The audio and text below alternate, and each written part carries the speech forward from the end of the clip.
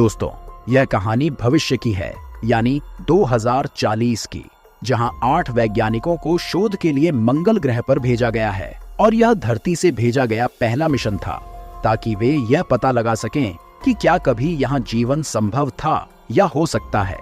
यहाँ उन्हें 6 महीने हो चुके थे और अब उन्हें यहाँ एक दिन और रुकना था, जिसके बाद वे वापस धरती पर लौटने वाले थे।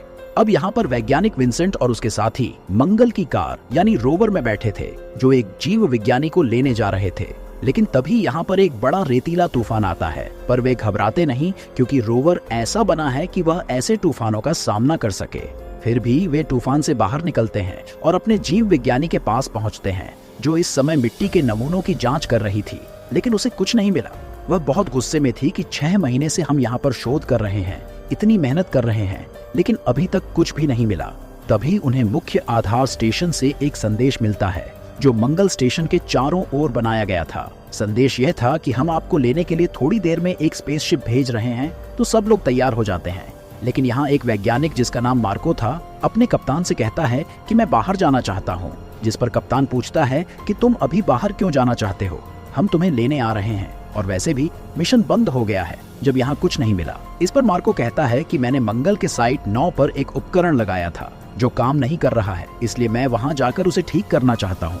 ये सुनकर कप्तान बहुत हैरान हुआ कि आखिर उसे उपकरण ठीक करके क्या करना है, लेकिन फिर भी उसने सहमति दी और कहा कि ठीक है, जाओ, लेकिन अकेले नहीं, अपने साथी को भी साथ ले जाओ, और हाँ, रात होने से पहले वापस आ जाना। अब वे यहाँ से जाने ही वाले थे, तभी मार्को का साथी विंसेंट और बायोलॉजिस्ट भी वहाँ आ गए। तीनों उससे बात करने की कोशिश करते हैं, जहाँ मार्को ने कहा कि देर हो रही है, मुझे जल्दी है, मुझे उपकरण को ठीक करने जाना ही है। बायोलॉजिस्ट को यह देखकर बहुत हैरानी हुई कि मार्को एक उपकरण को ठीक करने के लिए इतनी जल्दी में क्यों है। उसे शक हुआ, इसलिए उसने मार्को के कंप्यूटर को चेक किया, और जो उसने देखा वह बहुत चौंकाने वाला था, जो उसने बाकी लोगों को भी दिखाया। दरअसल मार्को को मंगल के साइट 9 पर जीवन के कुछ संकेत मिले थे, यानी कुछ जीवित नमूने, जिनसे यह पता चलता है कि यहाँ जीवन संभव हो सकता है। ये देखकर सब बहुत हैरान हुए कि मार्को उपकरण ठीक करने का बहाना बनाकर वहाँ चला गया। उसने हमें यह क्यों नहीं बताया।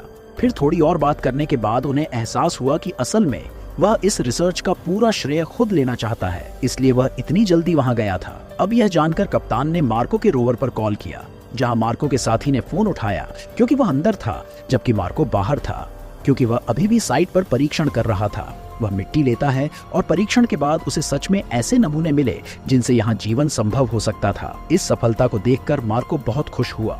वह अपने साथी को बताने ही वाला था कि जिस जगह पर मार्को खड़ा था वहाँ की मिट्टी धंस गई और वह एक बहुत बड़े गड्ढे में गिर गया, जिसे उन्होंने खुद ही खोदा था। यह देखकर उसका साथी बहुत घबरा गया।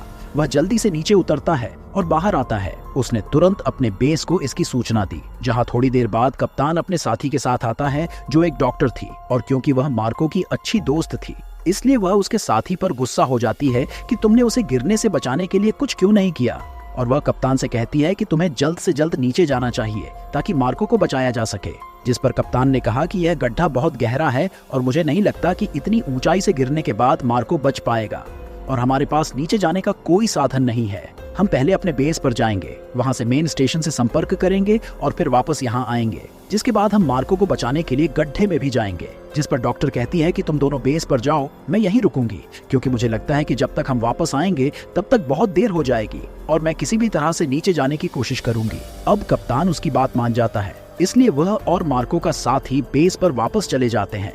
पहले वे वहाँ के लोगों को और फिर स्टेशन पर खबर देते हैं। फिर स्टेशन के लोग कहते हैं कि तुम अपने उपकरण आदि लेकर मार्को को ढूंढने की कोशिश करो। अगर वह जीवित है तो यह अच्छी बात है, लेकिन अगर वह मर चुका है तो उसकी लाश लेकर आओ। इसके बाद हम मार्को की इस जीवन रूप की खोज को दुनिया के सामने लाएंगे। अब मार्को का साथी और जीव विज्ञानी इस बेस पर ही रहते हैं, जबकि कप्तान बाकी टीम के साथ साइट 9 के लिए निकल जाते हैं। वहाँ डॉक्टर उस छेद के अंदर देखने की कोशिश करती है, लेकिन वह नहीं देख पाती, क्योंकि वहां से धुएं जैसा भाप निकल रहा था।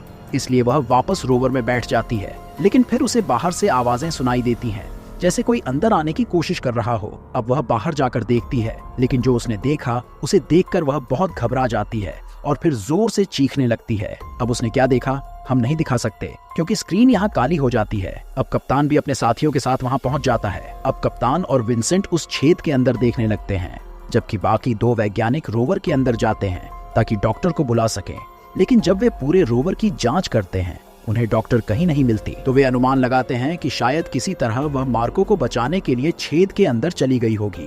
इसके बाद वे विंसेंट को रस्सी से बांधकर उसे छेद के अंदर भेजना शुरू करते हैं। अब जब वह इस छेद के नीचे पहुंचता है तो उसे यहाँ एक अजीब सी चीज मिलती है, जो वास्तव में एक जीवित बैक्टीरिया था जो पत्थरों पर तेजी से बढ़ रहा था। ये चीज विंसेंट को अजीब लगती है, इसलिए फिलहाल वह इस पर ध्यान दिए बिना मार्को और डॉक्टर को खोजने लगता है। लेकिन उसे वे कहीं नहीं मिलते तो वह बाहर आ जाता है। अब उसका साथी पायलट बताता है कि मैंने 2 लोगों के पैरों के निशान देखे हैं जो हमारी बेस की ओर जा रहे हैं, जिससे कप्तान को बहुत आश्चर्य होता है। वह सोचता है कि यहाँ मार्को और डॉक्टर के अलावा कोई नहीं था, तो ये पक्का है कि ये निशान उन्हीं के हैं। लेकिन अगर मार्को बच गया था और डॉक्टर उसे बाहर ले आई थी तो वे रोवर में क्यों नहीं गए? उन्होंने ऐसे पैदल क्यों चलना शुरू किया? खैर, बेस में एक तरह का अलार्म बजता है कि कोई हमारी बेस की ओर आ रहा है। फिर जीव विज्ञानी और मार्को का साथी जांच करते हैं। उन्हें लगा कि हमारा कोई साथी होगा, तो मार्को का साथी दरवाजा खोलने गया। जब उसने छेद से देखा वहां मार्को था, फिर वह दरवाजा खोलता है और उसे अंदर ले आता है। लेकिन मार्को की हालत ठीक नहीं लग रही थी, इसीलिए उसका साथी जल्दी से उसका हेलमेट उतारता है। लेकिन उसे देखकर वह बहुत डर जाता है, क्योंकि मार्को का चेहरा बहुत काला हो गया था, उसकी त्वचा भी अजीब हो गई थी और वह इंसान जैसा नहीं लग रहा था। इसके बाद वह अपना नियंत्रण खो देता है और अपने साथी पर ड्रिल मशीन से हमला कर देता है। उसे मारने के बाद मार्को ने उसे बुरी तरह घायल कर दिया था, लेकिन फिर भी सही समय पर वह सुरक्षा अलार्म बजा देता है, जिसे देखने के लिए जीव विज्ञानी बाहर आती है। लेकिन तभी डॉक्टर भी मार्को के साथ आ जाती है। वह भी उसी हालत में थी और यहाँ वह भी अपना नियंत्रण खो देती है और जीव विज्ञानी पर हमला करती है और पागलों की तरह उसके पीछे भागती है। लेकिन जीव विज्ञानी उसे धक्का देती है, उसे अपने पैरों से मारती है और दूर फेंक देती है। और किसी तरह उसने दोनों को एक कमरे में बंद कर दिया था। यानी यह साफ था कि पैरों के निशान उन्हीं दोनों के थे, लेकिन किसी को अंदाजा नहीं था कि वे इतने अजीब हो गए हैं। अब कप्तान भी अपने साथियों के साथ बाहर आता है। जब वह बेस से अजीब आवाजें सुनता है वह बहुत डर जाता है, इसलिए वह अपने साथियों को बाहर रोक देता है और खुद अकेले बेस के अंदर जाकर मामले की जांच करने लगता है। वह बहुत डर गया क्योंकि उसने देखा कि चारों ओर खून ही खून था और जीव विज्ञानी कमरे के बाहर बेचैनी से खड़ी थी, जिसमें उसने दोनों को बंद कर दिया था। कप्तान भी उनकी हालत देखकर डर गया और सोचने लगा कि उनके साथ क्या हुआ। लेकिन वह जीव विज्ञानी से कहता है कि हमें यहाँ से जल्दी बाहर निकलना होगा, वे बहुत खतरनाक दिख रहे हैं। अब जीव विज्ञानी वहाँ से बाहर निकल गई। लेकिन जब कप्तान जाने वाला था तभी दरवाजा खुला और मार्को बाहर आ गया और उसने कप्तान पर हमला कर दिया। लेकिन उसने किसी तरह अपनी जान बचाई और बाहर आ गया, लेकिन वह बहुत घायल हो गया था। कप्तान और जीव विज्ञानी ने सभी को उनके बारे में बताया, लेकिन किसी ने उनकी बातों पर विश्वास नहीं किया। लेकिन जब उसने खुद उस छेद से देखा तो वह मार्को और डॉक्टर की हालत देखकर बहुत डर गया। अब क्योंकि कप्तान बहुत घायल हो गया था तो वे लोग उसे जल्दी से दूसरे बेस पर ले गए। उसे लिटाया गया और विंसेंट के साथ ही उसका इलाज करने लगे। वहाँ एक डॉक्टर भी था। कप्तान ने उसे बताया कि मेरी हालत खराब हो रही है, मैं अजीब तरीके से चीजें भूल रहा हूँ, मुझे बहुत प्यास लग रही है। ये सुनकर पायलट उसे पानी देता है, लेकिन कप्तान अपना नियंत्रण खो देता है और उसका गला पकड़ लेता है। वह उसे कई प्रयासों के बाद भी नहीं छोड़ रहा था। इसका मतलब है कि वह भी अपना नियंत्रण खो रहा है और मार्को और डॉक्टर की तरह बन रहा है। वास्तव में ऐसा एक वायरस की वजह से हो रहा था और इसका कारण वह बैक्टीरिया था जो उस छेद में पाया गया था जहां मार्को गिरा था और उससे संक्रमित हो गया था। जिसे भी वह हमला कर काटेगा वह भी इस वायरस से संक्रमित हो जाएगा। इसका मतलब है कि मार्को ने शायद डॉक्टर को काटा होगा और वह भी उसकी तरह हो गई। इसी तरह यह वायरस फैलता है। वे सभी पायलट को कप्तान से छुड़ा रहे थे। इस दौरान कप्तान की मृत्यु हो जाती है तो जीव विज्ञानी कप्तान के हाथ पैर बांध देती है। अब तक उसे समझ में आ गया था कि यह वायरस बहुत खतरनाक है। संक्रमित व्यक्ति फिर से जीवित हो जाता है और फिर से हमला करता है। अब जब उन्होंने स्क्रीन पर देखा जहां मार्को और डॉक्टर बंद थे तो उन्होंने दरवाजा तोड़ दिया और दूसरे कमरे में आ गए। वे यहाँ आने की कोशिश कर रहे हैं। अगर ऐसा होता है और उन्हें रोका नहीं गया तो वे यहाँ आ जाएंगे। वे खतरनाक होने के साथ साथ शक्तिशाली भी हो गए हैं, जिससे वे सभी डर गए। विंसेंट उन्हें सुझाव देता है कि मैं अपने अंडरग्राउंड पाइप से बेसमेंट के पहले कमरे में जाऊंगा, क्योंकि मुख्य क्षेत्र से जाना बहुत खतरनाक है। मैं वहां जाकर सिस्टम चालू करूंगा। अपनी स्टेशन से संपर्क करके मैं आपको स्थिति के बारे में बताऊंगा ताकि हमें मदद मिल सके। अब सभी को यह विचार पसंद आया तो विंसेंट वहां से निकल जाता है, जबकि उसका साथी कप्तान के रक्त के नमूने को जांचने के लिए ले जाता है कि उनके साथ क्या हो रहा है। जांच के बाद उसे पता चलता है कि यह सब एक जीवन रूप वायरस की वजह से हो रहा है जो मार्को को साइट 9 के ऊपर से मिला था।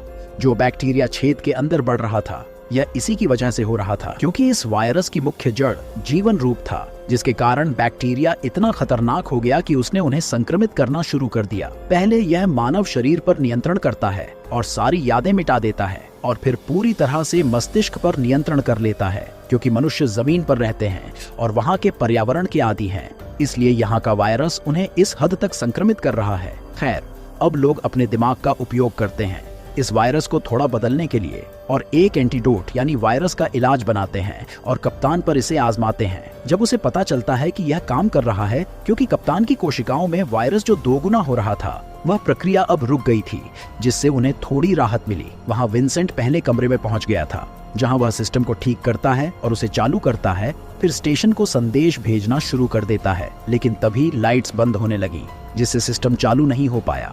ये देखकर विंसेंट बाहर चला जाता है ताकि वह गड़बड़ी देख सके। जब उसे पता चला कि मार्को का साथी, जिस पर मार्को ने ड्रिल से हमला किया था, वह भी इस वायरस से संक्रमित हो गया था और अपना नियंत्रण खोने के बाद वह मुख्य सिस्टम में गड़बड़ी कर रहा था। जैसे ही उसने विंसेंट को देखा, वह उसकी ओर दौड़ने लगा। यह देखकर मार्को और डॉक्टर भी उधर आने लगे। अब विंसेंट की जान खतरे में देखकर उसके साथी शोर मचाने लगे ताकि वह उनके दरवाजे की ओर आ जाए। यह देखकर जीव विज्ञानी उन पर यह एंटीडोट छिड़कती है, जिससे वे कमजोर हो जाते हैं और गिर जाते हैं। और तब तक विंसेंट भी पाइप के माध्यम से इस कमरे में वापस आ जाता है, जहां मार्को का संक्रमित साथी भी आ गया था।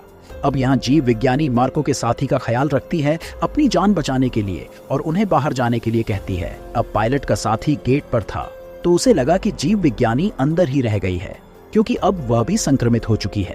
तो वह विंसेंट और उसके साथी को बाहर ले जाता है और जीव विज्ञानी को मार्को के संक्रमित साथी के साथ अंदर बंद कर देता है, जिससे बेचारी लड़की उसके साथ फंस गई। और अब ये तीनों उस कमरे से बाहर की ओर दौड़ने लगते हैं, जहां संक्रमित मार्को विंसेंट के साथी पर हमला करता है और उसे घायल कर देता है। फिर वे लोग उसे घायल अवस्था में रोवर पर ले गए, और यहाँ विंसेंट अपने साथी को इंजेक्शन देता है ताकि उसे कुछ न हो। अब इन्हें याद आता है कि इस रोवर में पावर एनर्जी कम है, लेकिन साइडलाइन पर खड़े एक रोवर में बहुत सारी पावर है, तो अब सभी लोग उसकी ओर जा रहे हैं। इस बीच उन्होंने ये भी देखा कि हमारे संक्रमित साथी भी अब हमें फॉलो कर रहे हैं, यानी कि जो एंटीडोट उन्होंने बनाई थी वह इसमें सफल नहीं हुई, क्योंकि वह केवल वायरस के प्रभाव को थोड़ी देर के लिए रोक सकती है, या इसे पूरी तरह से खत्म नहीं करती।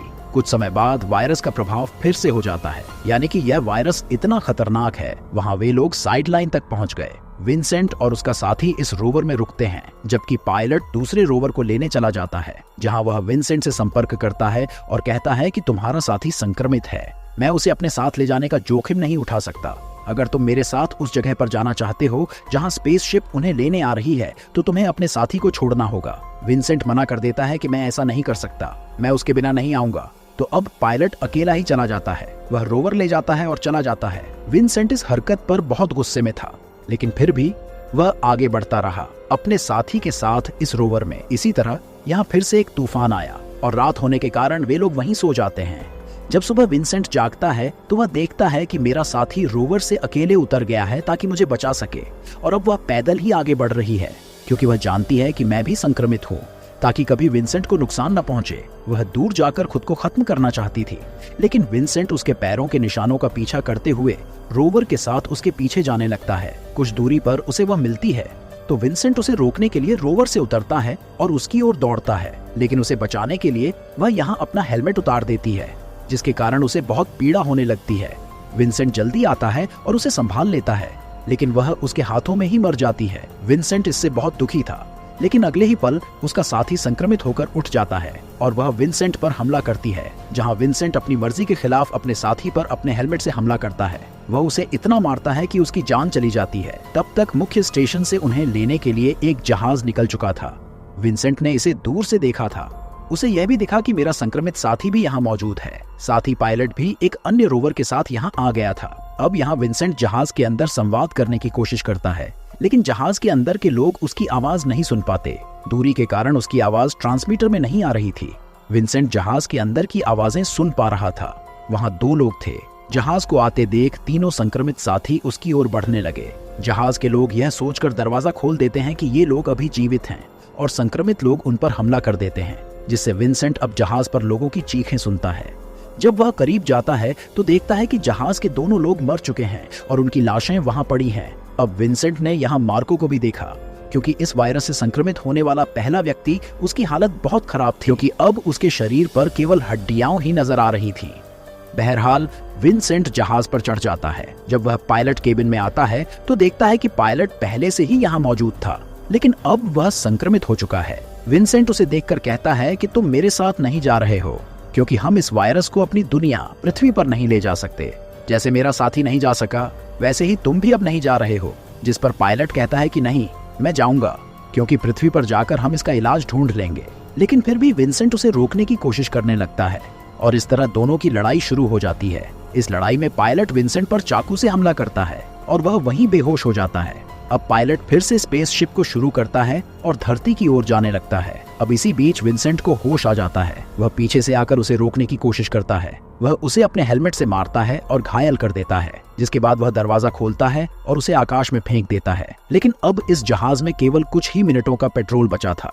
इसके बाद विंसेंट मुख्य स्टेशन पर संदेश भेजना शुरू करता है, यह कहते हुए कि यह बहुत दुखद है कि हमारी पूरी टीम मर चुकी है, एक ऐसे वायरस की वजह से जो यहाँ जीवन रूप में शुरू हुआ और फिर सभी में फैल गया। अब वह बताता है कि इस जहाज में केवल कुछ ही मिनटों का पेट्रोल बचा है, लेकिन खाने के लिए बहुत कुछ है। मैं इंतजार कर सकता हूँ जब तक तुम मुझे बचाने नहीं आ जाते, लेकिन मैं नहीं चाहता कि तुम मुझे बचाने के लिए आओ, क्योंकि मुझे लगता है कि अब यह वायरस मेरे अंदर भी आ चुका है।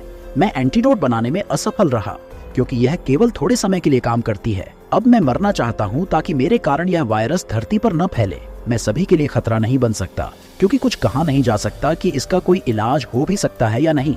तो कृपया मेरी सलाह है कि तुम लोग मुझे बचाने के लिए मत आना। और अब वह अकेला रह गया था। वह इस जहाज पर अपनी मौत का इंतजार करने लगा। अकेले बैठे हुए वह यहाँ बिताए गए पलों को याद करने लगा। वह सभी की मौत के कारण और अपने साथ क्या होने वाला है, इससे बहुत दुखी था। और इसी के साथ फिल्म यहाँ समाप्त हो जाती है।